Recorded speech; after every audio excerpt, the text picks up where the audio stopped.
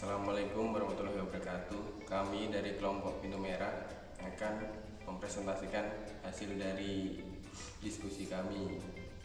Kelompok kami yang beranggotakan saya, Priadinto Nalsonia, Tegar, dan Aswin akan menjelaskan tentang penerapan sistem pendukung keputusan dengan analisis gap untuk pemilihan mahasiswa berprestasi tingkat jurusan pada jurusan Sistem Informasi.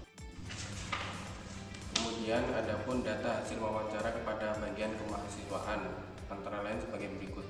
Tabel 1, tabel bobot kriteria, bisa dilihat di layar, yang berisi IPK, penghasilan orang tua, jumlah tanggungan, karya ilmiah, kegiatan ekstrakurikuler, bahasa asing, status orang tua, pernah keterima beasiswa, dan kepribadian. Kemudian tabel 2 yang berisi indeks prestasi akademik atau IPK, penghasilan orang tua, jumlah tanggungan, dan karya ilmiah. Terus ada juga kegiatan ekstrakurikuler dan bahasa asing. Kemudian tabel 3 kelompok secondary faktor yang berisi status orang tua, pernah keterima beasiswa, dan kepribadian. Kemudian ada tabel 4 data 9 mahasiswa penerima beasiswa PPA pada tahun ajaran 2020 atau 2021, bisa dilihat di layar. Dan keterangan C1 status orang tua, C2 IPK, C3 penghasilan orang tua, C4 jumlah tanggungan, C5 pernah keterima beasiswa, C6 nilai karya ilmiah, C7 jumlah kegiatan ekstrakurikuler, C8 kemampuan bahasa asing, dan C9 kepribadian. Dan kemudian teknik analisa data dilakukan menggunakan profil matching. Nah, langkah-langkah tersebut akan dijelaskan oleh rekan saya yang bernama Tegar. Assalamualaikum warahmatullahi wabarakatuh. Nama saya Tegar Berwijaya Muhammad dengan NIM 17120135, akan melanjutkan presentasi oleh Dito.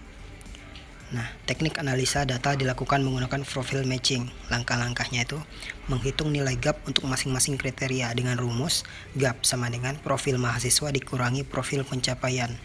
Maksudnya itu profil mahasiswa yang telah diisikan tadi. Misalnya Ilyas tuh C1-nya 1, C2-nya 3. Profil mahasiswa dengan profil pencapaian. Profil pencapaian tuh yang ada di sini tadi. Bobot ini tabel bobot kriteria, nah nilai-nilai ini tadi nanti dikurangi dengan itu, jadi hingga jadi seperti ini.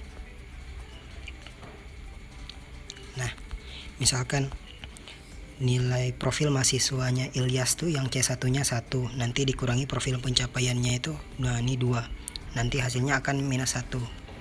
Nah, misalkan Rere C1-nya juga 1, kemudian dikurangi dengan profil pencapaiannya juga, nanti hasilnya juga min 1.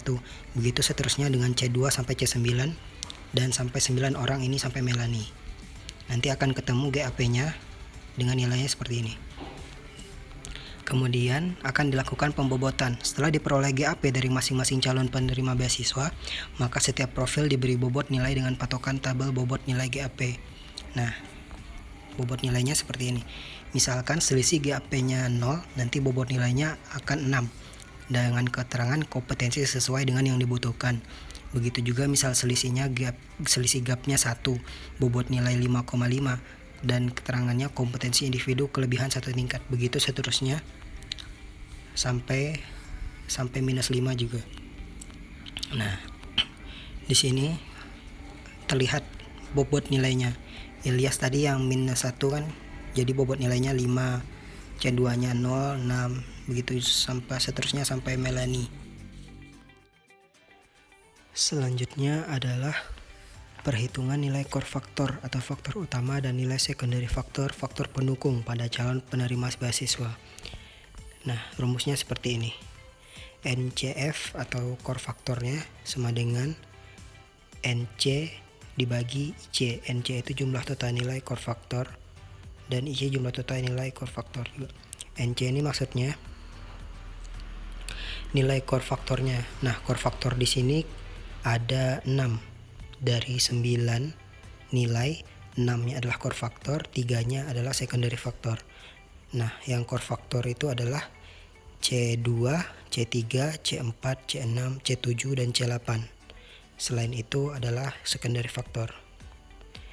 Nah, cara menghitungnya, nilai core faktornya digabungkan semua. Core faktornya ada 6. Nah, berarti 6 tambah 4 tambah 4 tambah 3 tambah 5 tambah 5, kemudian dibagi total nilai core faktornya, yaitu 6. Nah, terdapatlah hasilnya seperti yang ilasnya ya, 4,8 CF-nya.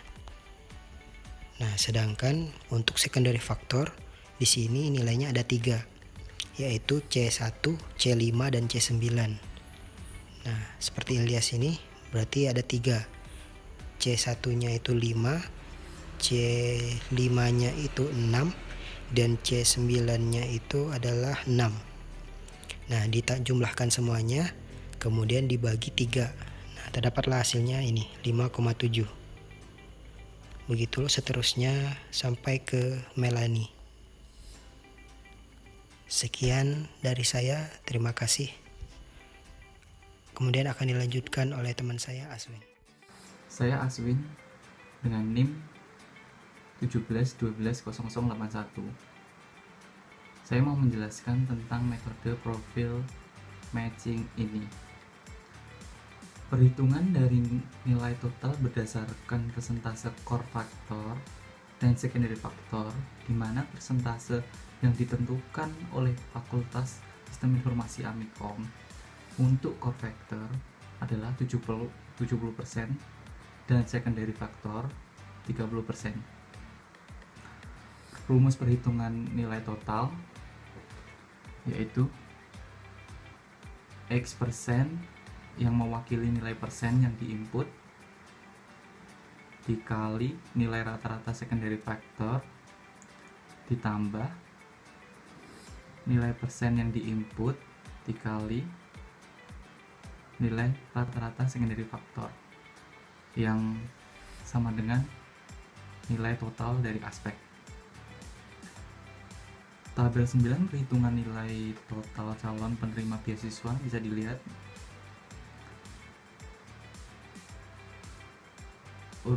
Urutkan nilai dari setiap calon penerima beasiswa dari yang terbesar sampai dengan yang terkecil. Selanjutnya melakukan penyeleksian apabila nilai calon penerima beasiswa lebih besar sama dengan 5,3, maka dinyatakan layak menerima beasiswa. Sedangkan apabila nilai calon penerima beasiswa kurang dari 5,3, maka dinyatakan tidak layak menerima beasiswa. Tentang nilai kelayakan bisa dilihat tabelnya. Selanjutnya, maka didapatkan hasil calon penerima beasiswa yang layak diberikan beasiswa adalah Rere, Pelangi, Bulan, Putri, Nisa, Amel, dan Melanie.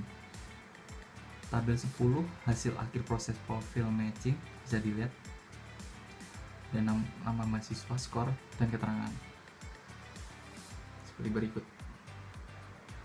Oke, sekian dari saya. Kurang bila ada salah kata, mohon maaf. Assalamualaikum warahmatullahi wabarakatuh.